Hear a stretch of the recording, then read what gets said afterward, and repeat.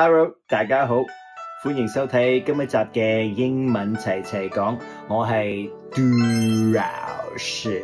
哇！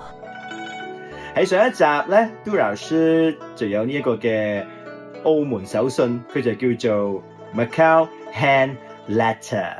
咁杜老師發問咗一個嘅題目俾大家，咁如果係手工，咁啊點樣翻譯咧？朋友仔知唔知係咩啊？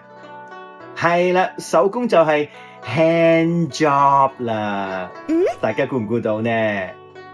估中嘅朋友都好叻啊！你哋啊，好啦，今一集有嘅第二個題材啦。呢個題材咧係由 Catalina 同學咧提供俾杜老師嘅。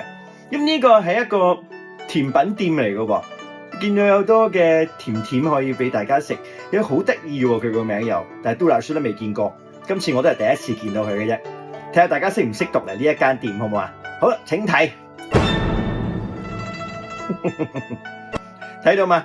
嗱，佢咧唔算係英文，因為呢間鋪頭咧佢寫住巴黎1682年，係咪啊？Paris 1682，咁所以佢係法文嚟嘅呢個。咁點樣發音咧？呢度我同你拆開三件先。首先 DA 就係打 ，LLO 咧攞 ，YAU 咧有。咁如果三個一齊讀，咁點讀咧？打羅柚，打羅柚。咁但係因為佢係法文啊，法文你要有翻啲法文嘅感覺㗎，咁佢就會要咁樣講㗎。